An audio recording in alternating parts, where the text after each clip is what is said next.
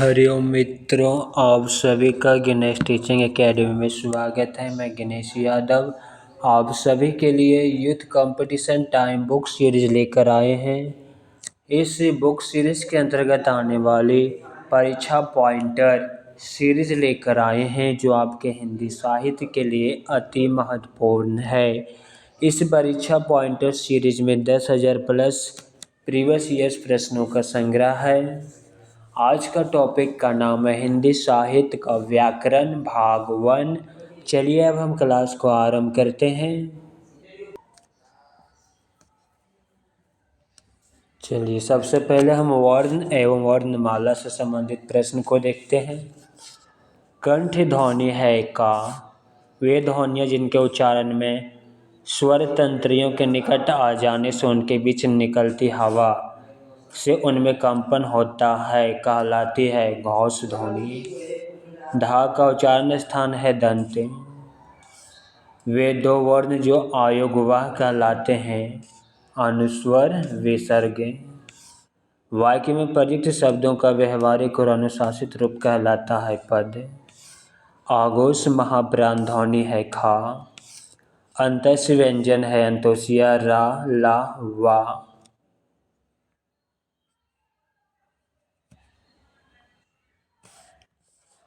तलव्य ध्वनियों का प्रयोग हुआ है चाचा शब्द से। केंद्रीय हिंदी निदेशालय ने हिंदी की मानक वर्णमाला में मूलतः खाली स्थान स्वर और खाली स्थान व्यंजन ध्वनियों का स्थान दिया है। 11 स्वर और 35 व्यंजन।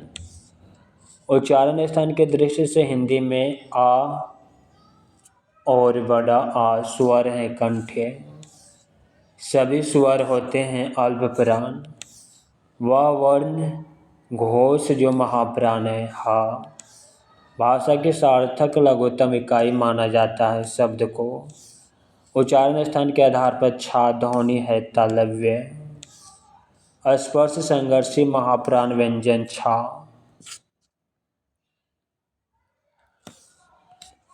कंठहोष्ठी ध्वनि ओ। हिंदी शब्द कोश में वह शब्द जो सबसे पहले आएगा क्षमा। शब्दकोश के दृष्टि से शब्दों का सही क्रम पहला कंठ से दूसरा कमल तीसरा कलंक चौथा कलाई। शब्दकोश के दृष्टि से शब्दों का सही क्रम पहला उत्कंठा दूसरा उत्क्षिप्त तीसरा उद्योग चौथा उद्वेग। अर्थ व्यक्त करने वाली सबसे छोटी इकाई शब्द। अनुनासिक व्यंजन होते हैं वर्ग का पंचम अक्षर।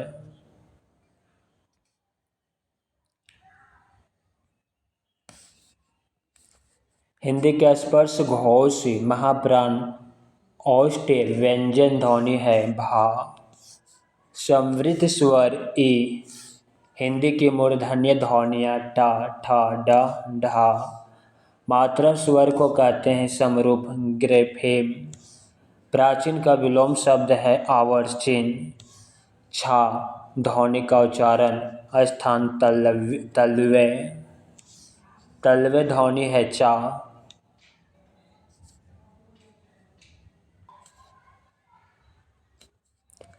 पश्चाते स्वर आ। वह ध्वनि संयुक्त व्यंजन है क्या। उस व्यंजन नहीं है ला। महाप्राण ध्वनियाँ है ढ धा। सभी स्वर होते हैं साघोष। वत्सरीय ध्वनियों के उच्चारण जीवा की नोक दंत पंक्तियों के ऊपरी भाग का स्पर्श करती है। रे ध्वनि है मूर्धन्य। आयगवा ध्वनि अनुस्वर और विसर्ग। अधिक प्रयत्न से उच्चारित होने वाले व्यंजन कहलाते हैं महाप्राण व्यंजन। औष्ठ्य वर्ण पा बा फा। अल्पप्राण व्यंजन है का चा त ता। तलवे वर्णों का वर्ग सा चा ई। महाप्राण व्यंजन होते हैं प्रत्येक वर्ग का दूसरा और चौथा। ऋष वर्ग की मात्रा का प्रयोग कौन से शब्द में है मातृभूमि। तलव्य वर्ण ई अंतोष्या सा चा। जिन स्वरों के उच्चारण में जीभ का अगला भाग ऊपर नीचे होता वे ई ए। कंठ ध्वनियाँ का, गा, हा, अंतस व्यंजन अंतोसिया। इस स्वर के उच्चारण में जीभ का खालिस्तान भाग आवश्यक है। अग्रभाग सूचिवर्ण वर्ण और सूचिटो उच्चारण स्थान को मिलान करना है। चा तलव्य, वा होष्टे दंत होष्टे, दा दंते, का कोमल तलवे कंठे। पा ध्वनि का उच्चारण स्थान होष्टे, उच्चारण स्थान के आधार पर ना व्यंजन तालव्य। मूर्धन्य उत्क्षिप्त ध्वनियाँ है बिंदी वाला डा और धा।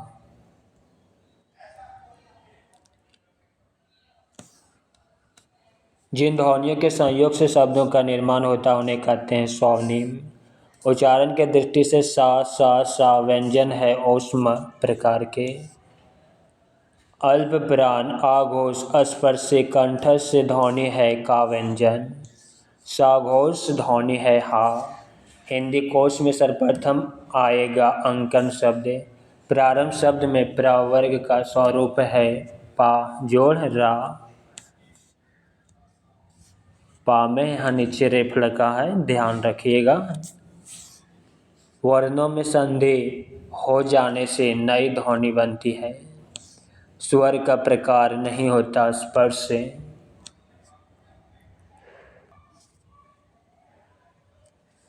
अनुस्वर वास्तव में नासिकीय व्यंजन खालिस्तान का प्रतिनिधि है। ना ना ना ना मा। का जोड़ सा दो वर्णों के संयोग से हुआ है छा संयुक्त व्यंजन का निर्माण। आघोष अल्पप्राण ध्वनि है का ता।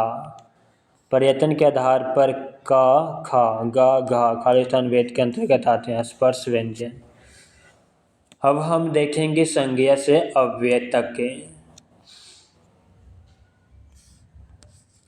अन्य पुरुषवाचक सर्वनाम वा। कुछ छात्र आज विद्यालय नहीं आए। इस वाक्य में विशेषण का सही भेद संख्यावाचक विशेषण। भाववाचक संज्ञा है अमीरी। व्यक्तिवाचक संज्ञा नहीं है लेखक। मैंने आम खाया यह वाक्य प्रदर्शित करता है भूतकाल को। अन्य पुरुषवाचक सर्वनाम उसके। पेड़ पर बहुत सारे पक्षी बैठे। इस वाक्य में विशेषण का भेद है अनिश्चित परिणामवाचक। उत्तम पुरुषवाचक सर्वनाम है हमारे। हमारे विद्यालय में 200 विद्यार्थी पढ़ते। इस वाक्य में विशेषण का भेद संख्यावाचक विशेषण। शिखा ने कहा कि वह कल एक नाटक देखने जा रही है। कोष्टक में दिए गए शब्द का उपवाक्य है संज्ञा उपवाक्य। ज्वालामुखियों की भीतरी सत्ता ज़्यादा गर्म होता है। इस वाक्य में विशेषण का भेद संबंधवाचक। रुपेश ही प्रथम आएगा क्योंकि वह बहुत मेहनती है। कोष्टक में दिए गए शब्द का उपवाक्य विशेषण उपवाक्य। जो छात्र परिश्रम करेंगे उन्हें सफलता अवश्य मिलेगी। इस वाक्य का सरल वाक्य होगा परिश्रमी छात्र अवश्य सफल होंगे। राम रोटी नहीं खाता। इस वाक्य का कर्मवाच्य रूप राम से रोटी नहीं खाई जाती है। यहाँ बैठा नहीं जाता में वाच्य है भाववाच्य। मुझसे इतना कष्ट नहीं सहा जाता यह वाक्य है भाववाच्य। उससे आज पढ़ा ही नहीं गया यह वाक्य है कर्मवाच्य। वाच्य के प्रकार होते हैं 3। अविकारी शब्द अचानक। आजकल मौसम बदलने लगा। रेखांकित पद का पद परिचय होगा। कालवाचक क्रिया विशेषण बदलने लगा क्रिया का विशेषण।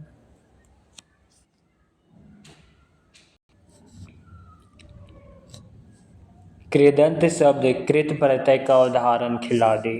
क्रिया के मूल को कहते हैं धातु।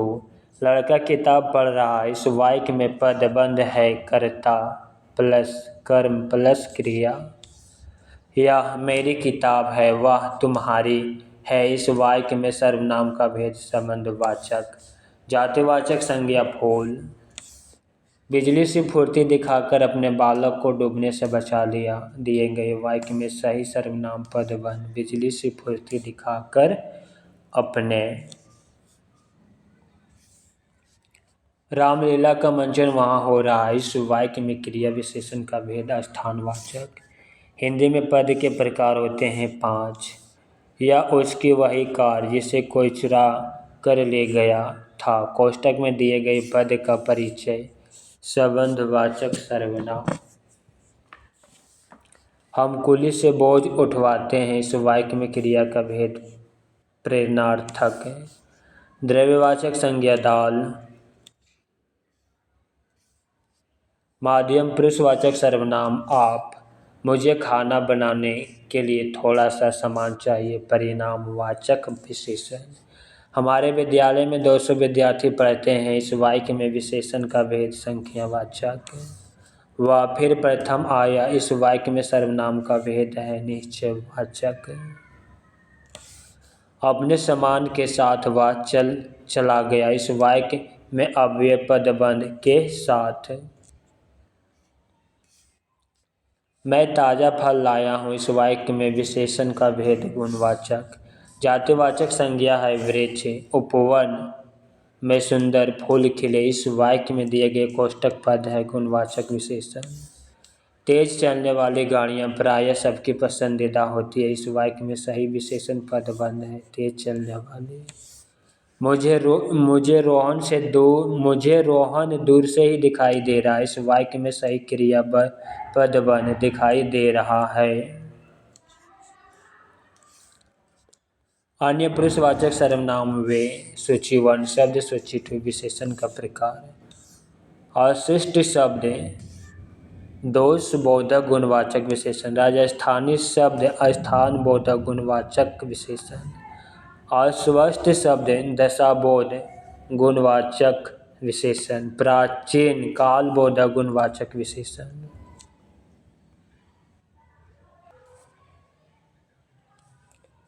विशेषण से निर्मित भाववाचक संज्ञा बड़प्पन। सही सुमेलन सूची 1 और सूची 2। स्थित अर्थक पूर्ण आकर्मक क्रिया रामू सो रहा। गत्यर्थक पूर्ण आकर्मक क्रिया लड़का तालाब में तैर रहा है। एकर्मक क्रिया लड़का पुस्तक पढ़ता है। द्विकर्मक क्रिया माँ बच्चे को फल देती है। वह बैठकर खाना खा रहा था। इस वाक्य में नहीं है समुच्चय बोधक अव्यय। सर्वनामिक विशेषण युक्त वाक्य इतने गुणज्ञ और रसिक लोग एकत्र हैं।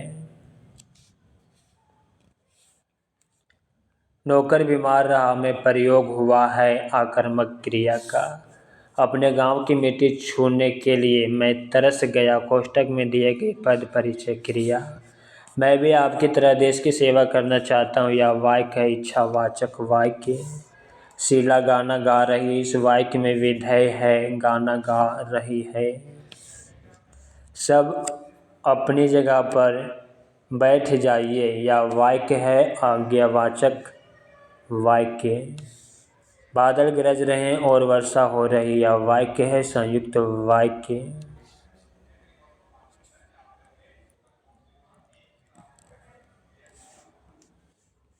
माध्यम पुरुषवाचक सर्वनाम का सही उदाहरण आप सब। वीर राम ने सब राक्षसों का वध कर दिया। कोष्टक में दिए गए वाक्य में है विशेषण। समूहवाचक संज्ञा का उदाहरण भेद। वाक्य से अलग रहने पर शब्द और वाक्य में प्रयुक्त हो जाने पर शब्द कहलाते हैं पद। उनके पास पहनने के लिए कुछ भी कपड़ा नहीं। दिए गए वाक्य में विशेषण का भेद है परिमाणवाचक। अब कमरा खोला जा सकता है। इस वाक्य के अनुसार क्रिया पदबंध खोला जा सकता है। वृक्षों की घनी छाँव में हमें बहुत सुख मिला। इस वाक्य के अनुसार विशेषण पदबंध वृक्षों की घनी छाँव। योग करके वह टहलने जाएगी। इस वाक्य में क्रिया का भेद पूर्वकालिक। 4 ताकतवर लोग उस अलमारी को उठा पाए। इस वाक्य में संज्ञा पदबंध 4 ताकतवर लोग। आपको कोई परेशानी तो नहीं। इस वाक्य में सर्वनाम का भेद निजवाचक। श्रृंखला संज्ञा भेद की दृष्टि से समूहवाचक। आविकारी शब्द का एक भेद नहीं है विशेषण। संज्ञा पद बतलाने वाला, वाक्य रात को पहरा देने वाला।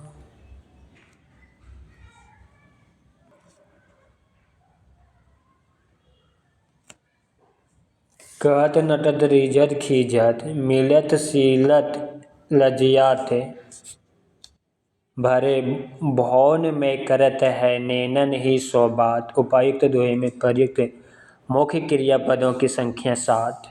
लड़की जाए या वाक्य है संभाव्य भविष्य काल में। मोहन ने पढ़ा है या वाक्य संदिग्ध भूतकाल में होता है। मोहन ने पढ़ा होगा। जहाँ ना पहुँचे रवि वहाँ पहुँचे कवि में उपवाक्य क्रिया विशेषण उपवाक्य। क्रिया विशेषण युक्त वाक्य है लड़का रोते रोते घर पहुँचा, वह पढ़ता तो पास होता। इस वाक्य में काल है हेतु हेतु मद भूत। अविकारी शब्द माना जाता है अव्यय को। खाली स्थान अन्य शब्द भेद का प्रयोग संज्ञा के स्थान पर नहीं होता। सामुच्य बोधक। पुरुषवाचक सर्वनाम में मैं का समान रूप होगा मेरा। क्रिया विशेषण का भेद नहीं है। गुणवाचक। संज्ञा शब्द है हिमालय। प्रेरणार्थक क्रिया है सुनना। जिस संज्ञा शब्द से व्यक्ति या वस्तु के गुण या धर्म का बोध होता है उसे कहते हैं भाववाचक संज्ञा।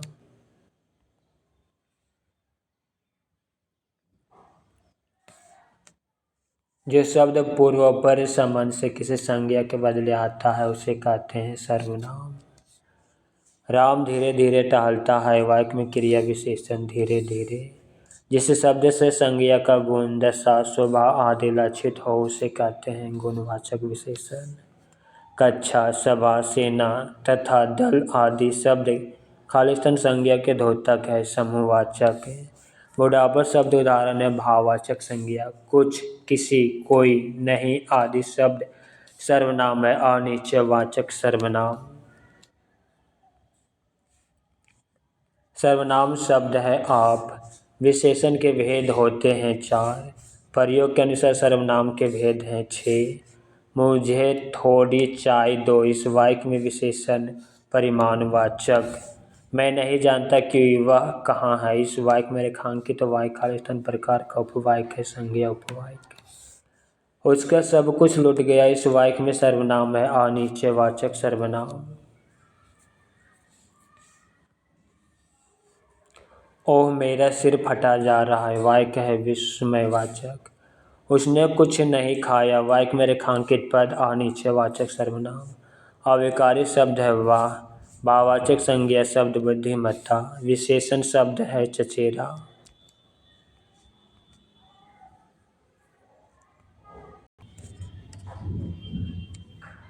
विशेषण का भेद नहीं होता। प्रभाववाचक विशेषण। वह ऊपर नीचे जाता रहता, वाक्य में अव्यय पद है ऊपर नीचे। मुझे उसका मीठा गान अच्छा लगता है, वाक्य में क्रिया विशेषण पद अच्छा। उनकी आर्थिक स्थिति बिगड़ गई, वाक्य में विशेषण पद आर्थिक। उसने कविता पढ़ी होगी, वाक्य का काल संदिग्ध बहुत।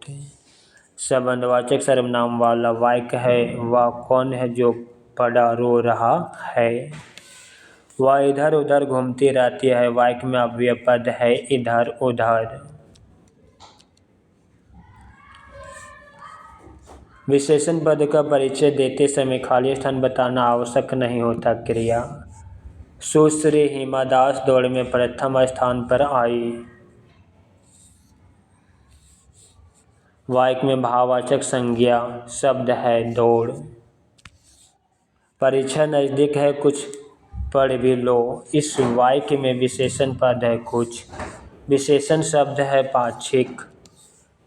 प्रेरणार्थक क्रिया नहीं है सीखना। दासत्व खाली स्थान प्रकार की संज्ञा है भाववाचक। सब पेड़ में सब विशेषण है अनिश्चय अनिश्चित संख्यावाचक। पहले से बहुत धीरे बोलने वाला में पदबंध है क्रिया विशेषण पदबंध। विधेय के अंतर्गत आता है कर्म व क्रिया। अव्यय का भेद नहीं है परिमाण बोधक। कतिपय हिंदी व्याकरणों द्वारा संज्ञा प्रतिनिधि शब्द का प्रयोग किया गया। संज्ञा के भेद लिए सौतेला शब्द है विशेषण। हिंदी में काल निर्धारण में महत्वपूर्ण योगदान होता है क्रिया का। भाववाचक संज्ञा है गरीबी।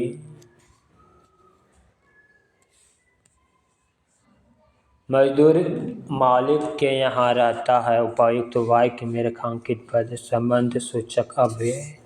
सुनिए, आपने खाना खा लिया हो तो सो जाइए ना। इस वाक्य में रेखांकित पदबंध का नाम है क्रिया विशेषण पदबंध। यह सर्वनाम है, निश्चयवाचक है। हिंदी में शब्दों का लिंग निर्धारण खाली स्थान के आधार पर होता है। संज्ञा आप वहाँ मत जाइए। इस वाक्य में रेखांकित पद का पद परिचय होगा, निषेधवाचक अव्यय। मेहुल का घर आलीशान है। इस वाक्य में है विधेय विशेषण। पुरस्कार पाने वाले में कुछ हमारे विद्यालय के छात्र रेखांकित पदबंध। संज्ञा कोई व्यक्ति या वस्तु जिस आधार से अलग होती है या जुड़ जाती है उस आधार में प्रयुक्त होता है अपादान कारक। मैं तुमसे टेलीफोन पर बात करूंगा। इस वाक्य में टेलीफोन में प्रयुक्त है करण कारक। लड़का बाजार से लौटा में प्रयोग हुआ है अपादान कारक।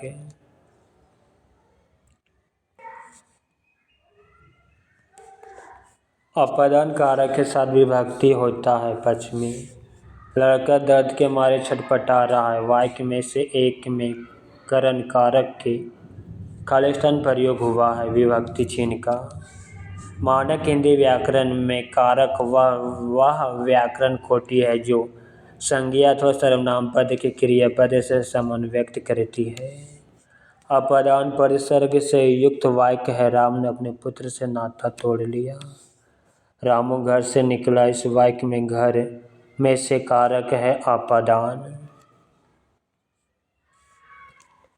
सहस्तन खदति में कारक है करण। कविता का मर्म में विभक्ति है षष्ठी। अशोक ने पत्र पढ़ा। इस वाक्य में कारक है कर्ता। कारक विभक्ति कर्ता ने कर्म को करण से द्वारा अधिकरण में पर। मैंने पत्र लिखा। वाक्य में पत्र है कर्म कारक। तोता डाली पर बैठा है। इस वाक्य में कारक अधिकरण कारक है।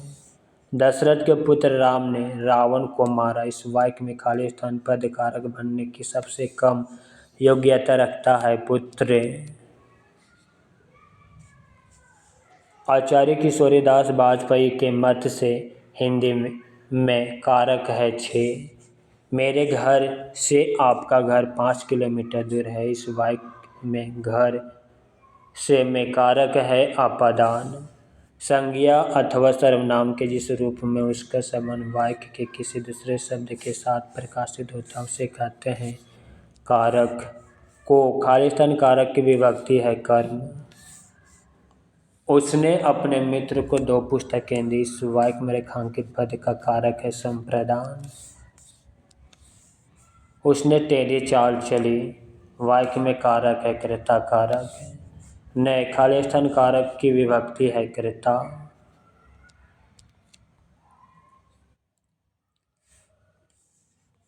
मेरी लड़की कौन है? वाक्य में कारक है संबंध कारक। कारक के भेद हैं 8।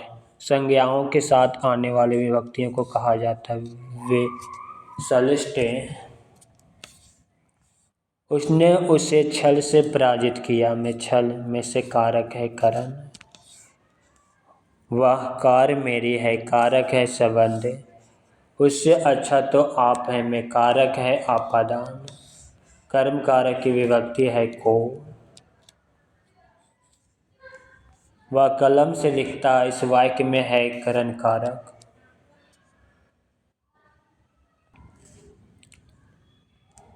सूची 1 वाक्य सूची 2 कारक। वृक्ष से पत्ते गिरते हैं अपादान कारक। धोबी को धुलने के लिए कपड़ा दो कर्म कारक।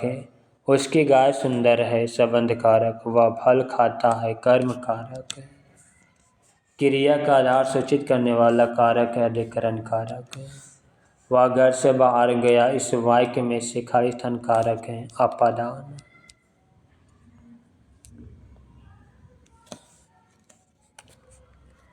अब हम लिंग से संबंधित महत्वपूर्ण प्रश्न को देखते हैं।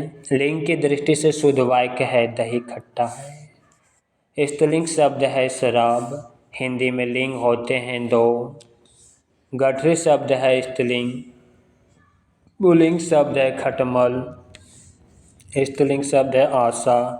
पुल्लिंग शब्द है अध्याय। स्त्रीलिंग शब्द इच्छा। स्त्रीलिंग शब्द अभिलाषा। पुल्लिंग शब्द ताला। स्त्रीलिंग शब्द पुस्तक। पुल्लिंग शब्द ढोल। पुल्लिंग शब्द मोती। ओट शब्द का स्त्रीलिंग रूप उठने।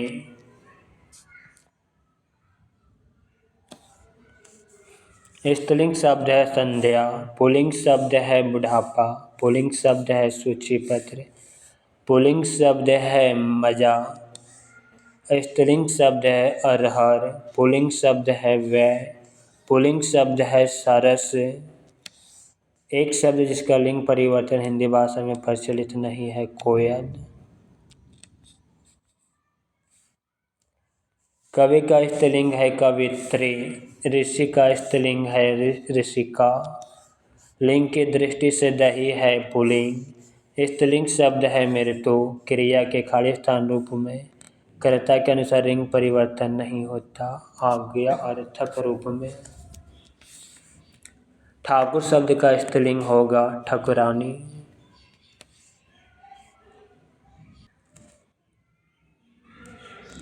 नपुंसक लिंग शब्द है कलत्र।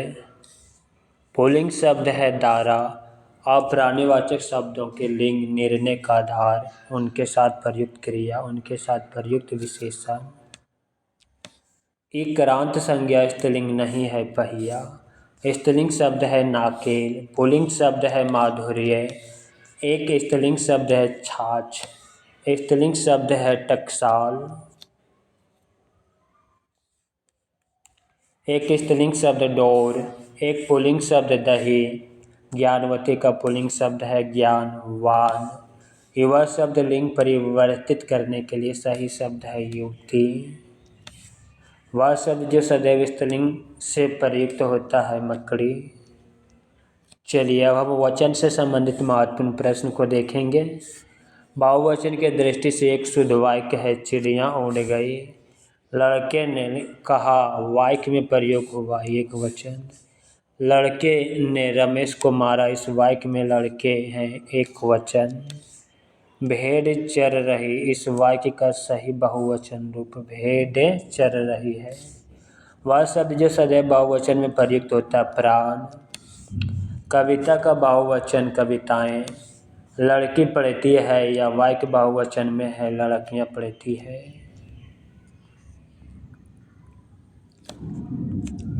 साधु आ रहे हैं, वाक्य में साधु का वचन बहुवचन। हिंदी भाषा में वचन के प्रकार हैं दो।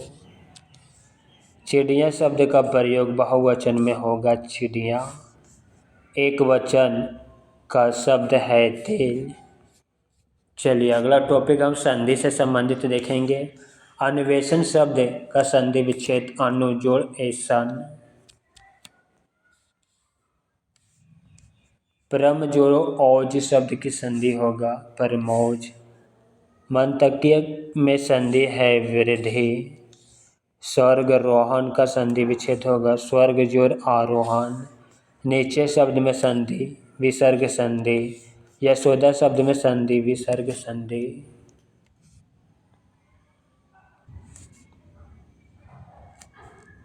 गुरुवे शब्द का सही संधि विच्छेद होगा गुरु जोड़ ए। शयन में संधि है अयादि स्वर संधि।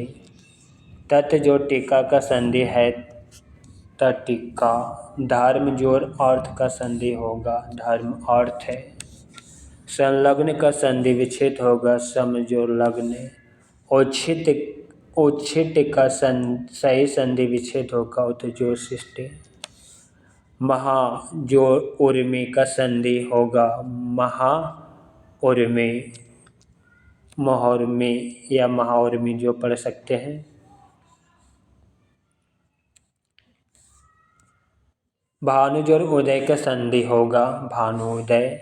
उदाहरण का संधि विच्छेद उत जोड़ हरण। दो निकटवर्ती वर्णों के परस्पर मेल से जो परिवर्तन होता है उसे कहते हैं संधि। जब संधि करते समय विसर्ग के बाद स्वर व्यंजन वर्ण के लिए आने से जो विकार उत्पन्न होता है उसे कहते हैं विसर्ग संधि। मोनिस का संधि विच्छेद होगा मुनि जोड़ इस से।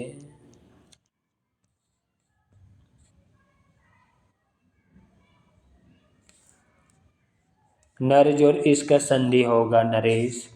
चतुष्पद का संधि विच्छेद होगा चतु जोड़ पाद। सु जोड़ सुप्ति का संधि होगा सुसुप्ति। लोक जोड़ उपचार का संधि होगा लोक उपचार। हरीश का संधि विच्छेद होगा हरि जोड़ ईश से। उत जोड़ चरित का संधि होगा उच्चारित। गय जोड़ आक का संधि होगा गायक। दिगंबर का संधि विच्छेद होगा दिक जोड़ अंबर। गंगा जोड़ उर्मी का संधि होगा गंग उर्मी। जगन्नाथ का संधि विच्छेद होगा जगत जोड़नाथ।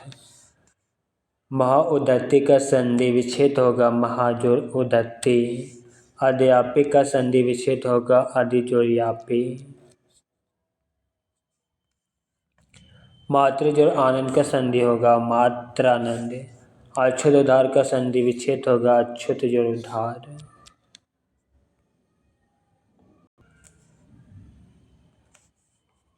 स्वर संधि के भेद है 5।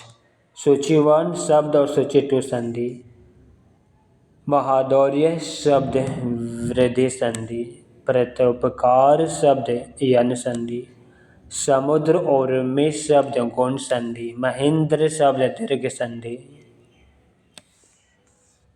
विपजाल विपज जाल का संधि सही संधि विच्छेद विपत जोड़ जाल और विपत जोड़ चाल। यहाँ पे विपत 2 तरीके से लिख सकते हैं, जो ऑप्शन में दोनों में से जो भी रहेगा दोनों सही है। स्वर संधि से निर्मित शब्द है वार्तालाप, चंद्रोदय, देवर्षि। शास्त्र अर्थ में प्रयुक्त संधि भेद है शास्त्र जोड़ अर्थ। दयानंद का संधि विच्छेद होगा दया जोड़ आनंद। योगीश्वर का संधि विच्छेद योगी जोड़ ईश्वर। निमांकित का संधि विच्छेद होगा निम जोड़ अंकित। चर जोड़ अचर शब्द का संधि है चराचर। गिरे जोड़ इस शब्द का संधि गिरीश। यथा अवसर का संधि विच्छेद होगा यथा जोड़ अवसर। अत्यंत शब्द में संधि है यन संधि। निर्जोड़ उत्साह का संधि होगा निरुत्साह। लोकेश का संधि विच्छेद होगा लोक जोड़ ईश। संरक्षण का संधि विच्छेद होगा सम जोड़ रक्षण। अत्यधिक का संधि विच्छेद अति जोड़ अधिक। जीवेशना का सही संधि विच्छेद है जीव जोड़ ऐसना। उत्श्रृंखल शब्द का संधि विच्छेद है उत जोड़ श्रृंखल। तदाकार का शुद्ध संधि विच्छेद तत् जोड़ आकार। प्रत्येक शब्द में खाली स्थान स्वर संधि है यन संधि। अन्वय शब्द का संधि विच्छेद अनु जोड़ आय।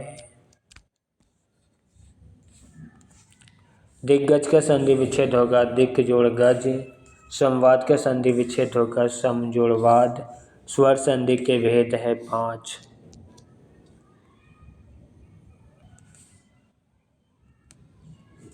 गायन का संधि विच्छेद होगा गे जोड़ अन्न।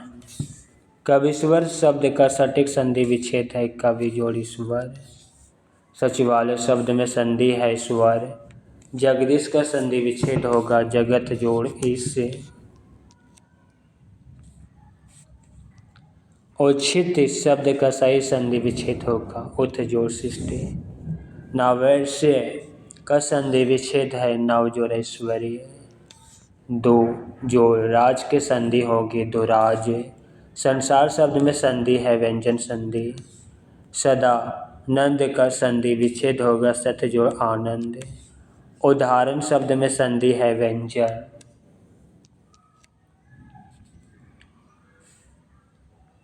यन संधि का शब्द है स्वागत। विसर्ग संधि का उदाहरण मनोरथ है। महेश्वर में संधि है वृद्धि संधि। पाय जोड़ धर का संधि रूप होगा पायोधर। व्याप्त का संधि विच्छेद होगा बी जोड़ आप्ते। इति जोड़ यादि बराबर इत्यादि यह संधि है यन संधि। उन्नयन में संधि विच्छेद है उत जोड़ नयन। नायक का संधि विच्छेद नय जोड़ अक। अनंत शब्द की सही विधि होगी अन जोड़ अंत। प्रत्यय प्रत्यक्ष में संधि है यन। दुष्प्रकृति शब्द का संधि विच्छेद है दो जोड़ प्रकृति। प्रति जोड़ आरोपण बराबर प्रत्यारोपण। दैत्य जोड़ अरे दैत्य अरे एक उदाहरण है स्वर संधि का जोड़ अपि की संधि होगी कौपे। विद्या अभ्यास का संधि विच्छेद होगा विद्या जोड़ अभ्यास से। विद्यालय का सही संधि विच्छेद विद्या जोड़ आलय।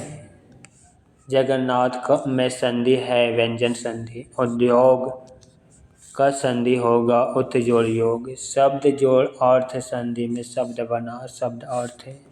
वह शब्द जिसमें व्यंजन संधि है तालीन।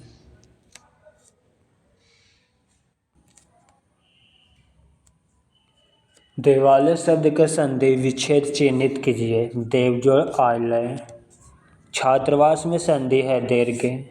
उल्लंघन शब्द का संधि विच्छेद है उत जोड़ लंघन। निराकार का संधि विच्छेद है नि जोड़ आकार। आदि आ के बाद ई आए तो दोनों मिलकर ए हो जाते हैं या स्वर संधि कहलाती है गुण स्वर संधि। अनंत का सही संधि होगा अन जोड़ अंत। पवन शब्द में संधि है अयादि संधि। उज्ज्वल में प्रयुक्त संधि है व्यंजन संधि। यदि ए ओ के आगे कोई भी स्वर हो तो इसके स्थान पर क्रमशः औ आय आओ हो जाता है तो यह खाली स्थान स्वर संधि कहलाती है अयादि स्वर संधि। नवधा का संधि विच्छेद है नव जोड़ उधा। सूर्योदय का संधि विच्छेद सूर्य जोड़ उदय। वह संधि जिसमें स्वर का परिवर्तन अंतोष्य र ला वा में होता है यन संधि। दुर्जन का संधि विच्छेद होगा दो जोड़ जन। रीति जोड़ अनुसार से संधि के बाद शब्द बनेगा रीत्य अनुसार। अनिविच्छा का संधि विच्छेद है अनु जोड़ इच्छा। देवगाम्य शब्द में है यन संधि। अति आवश्यक में संधि विच्छेद अति जोड़ आवश्यक। दुष्कर शब्द में है विसर्ग संधि। सज्जन शब्द में है व्यंजन संधि। भानुरे शब्द में है स्वर संधि। नैनत में संधि विच्छेद होगा ना जोड़ एतत। तारों से छाया शब्द में है विसर्ग संधि।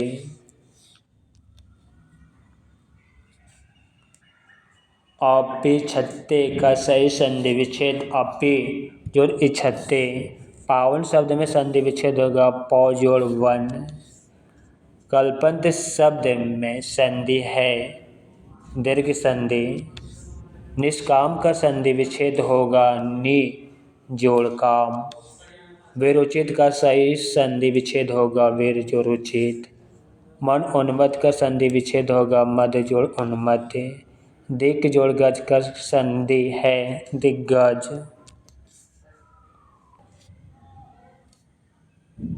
चलिए अगला टॉपिक हम समास को देखते हैं। दोपहर में समास है द्विगु समास। अव्ययीभाव समास का उदाहरण है रातों रात। बिना पानी में समास है बहुव्रीहि। बैलगाड़ी में समास है तत्पुरुष। जिस समस्त पद में पूर्व या उत्तर पद की बजाय किसी अन्य अर्थ की प्रधानता होती है उसमें होती है बहुव्रीहि समास।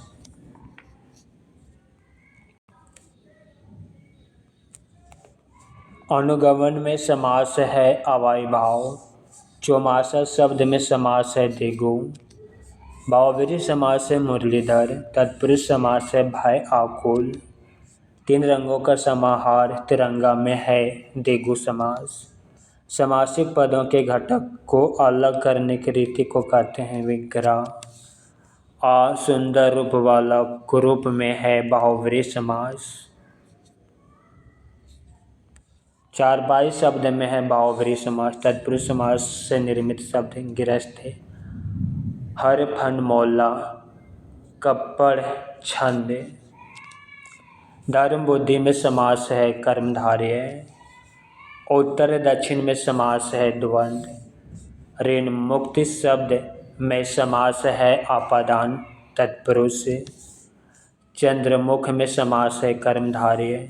मुख चंद्र में समास है कर्मधारय।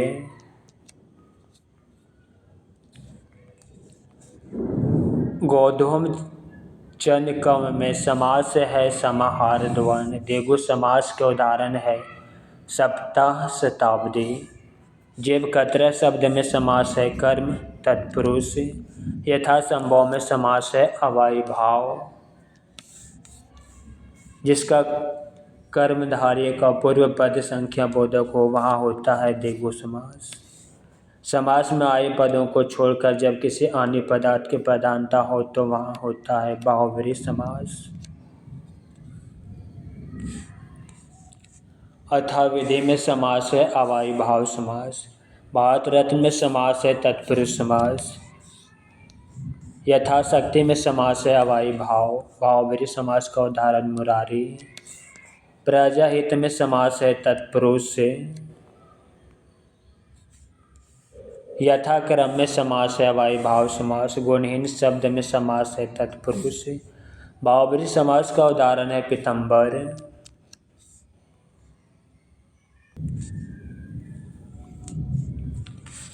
मदमाता में समास है तत्पुरुष समास।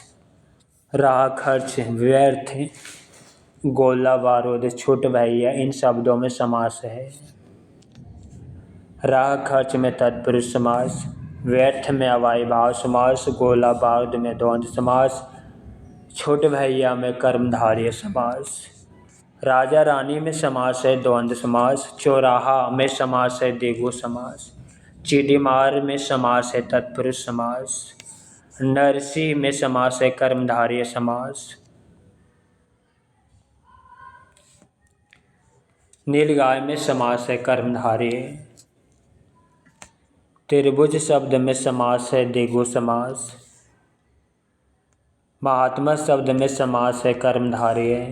प्रतिदिनम शब्द का समास विग्रह है दिन दिन प्रति। भोजदंड में समास है कर्मधारय।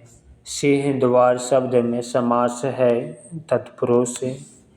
नील उत्पल शब्द में समास है कर्मधारय। धनंजय में समास है बहुव्रीहि। तत्पुरुष समास का उदाहरण है राजपुत्र। गिरधारी में समास है बहुव्रीहि। मनमाना में समास है अव्ययीभाव। कत्तर व्योत में समास है द्वंद्व। कमल नयन में समास है बहुव्रीहि समास। हानि लाभ में समास है द्वंद्व समास। जय पराजय में समास है द्वंद्व समास। लामोदर उदाहरण है बहुव्रीहि समास का।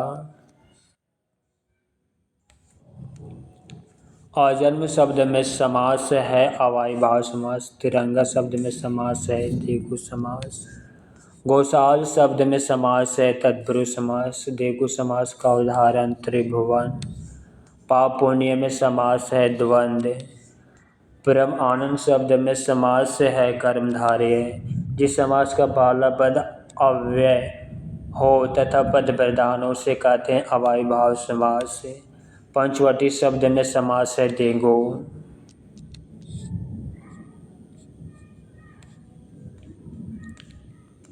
शब्द समास वर्णवास तत्पुरुष समास दान पुण्य द्वंद्व समास त्रिनेत्र बहुव्रीहि समास यथाविधि अव्ययीभाव समास।